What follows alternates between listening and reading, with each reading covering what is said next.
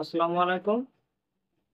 এখন আমরা যা ভিডিওটা দেখব এটা হচ্ছে সমকাল থেকে প্রকাশ করা হচ্ছে।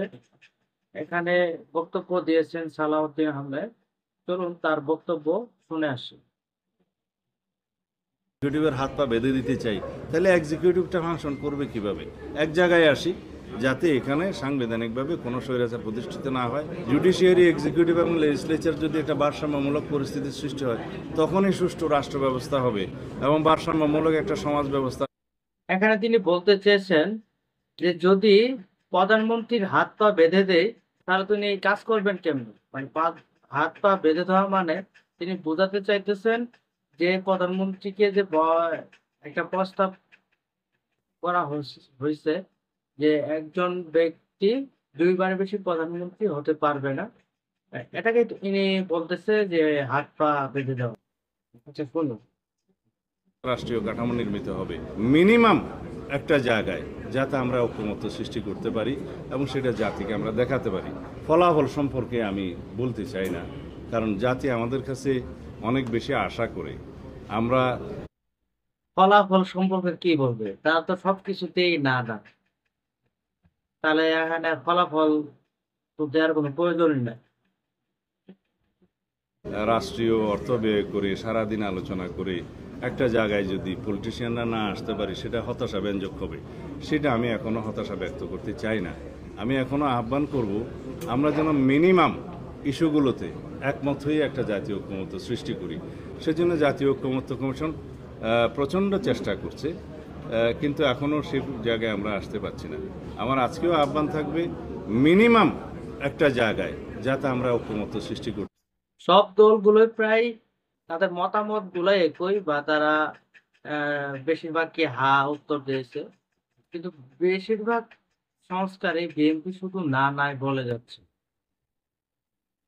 করতে পারি এবং সেটা জাতিকে আমরা দেখাতে পারি, তাহলে রাজনীতিবিদদের উপরে আস্থাটা বাড়বে। সেটা আমার আহ্বান থাকবে। এই আলোচনা তো বলেছে, সিদ্ধান্ত হয়নি। যদি জাতীয় ঐক্যমত্য সৃষ্টি হয় যে প্রধানমন্ত্রীর মেয়াদ জীবদ্দশায় 10 বছরের বেশি কোনো ব্যক্তি প্রধানমন্ত্রী হতে পারে না, এই যদি ঐক্যমত্য যদি সৃষ্টি হয়, তখন তার সাথে আমার দলে আলোচনা করতে হবে আমাকে এই সিদ্ধান্ত নিয়ে আসার জন্য। তারপর তার সাথে আমি বলেছি এনসিসির অথরিটি হিসেবে থাকবে কি থাকবে না, সেটা আমাদের আপত্তি আছে। এনসিসির তখন আর প্রয়োজন নেই। তারপরে উচ্চকক্ষে কিভাবে সেটা। এখানে একজন ব্যক্তি 10 বছরের বেশি প্রধানমন্ত্রী হতে পারবে না, এতে তো বিএনপির লাভ। কারণ বিএনপির অন্যান্য নেতাও আছে যারা প্রধানমন্ত্রী হওয়ার যোগ্য। তো যদি মনে করেন তারেক রহমান একাই যদি 10 বছর বেশি বা বারবার প্রধানমন্ত্রী হয়, তাহলে বিএনপির যে দলের ভিতর আরো নেতা কর্মী আছে, তারা তো আর এই আশাটা করতে পারবে না। অতএব তাদের জন্য তো ভালো। নির্ধারিত হবে উচ্চকক্ষের পাওয়ার অ্যান্ড ফাংশন কি হবে, সেটাও এখানকার সাথে রিলেটেড। আমরা এক্সিকিউটিভকে ফাংশন করতে দিতে চাই।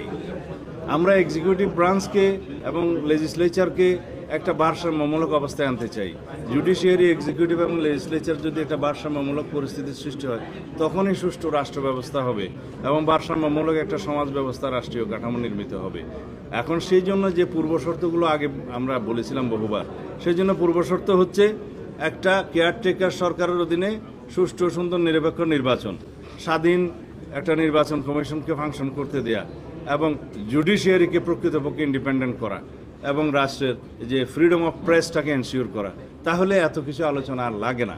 আর যদি এক্সিকিউটিভকে, প্রধানমন্ত্রীকে যদি আমরা এখানেই লিমিট করে দিই, তাহলে ভবিষ্যতে আর কোনো সাংবিধানিক একনায়কতন্ত্র বা স্বৈরাচার প্রতিষ্ঠা হবে না। সংসদের মধ্য দিয়ে কোনো স্বৈরাচার প্রতিষ্ঠা হওয়ার কোনো সুযোগ থাকবে না।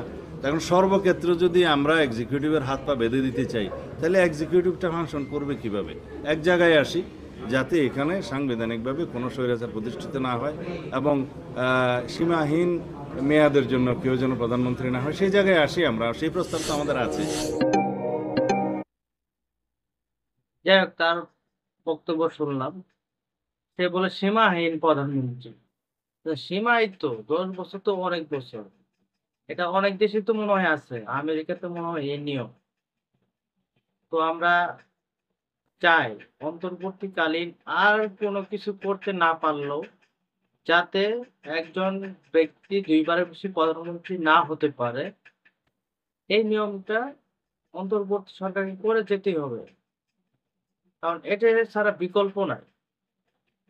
এটা করে যেতেই হবে। ধন্যবাদ।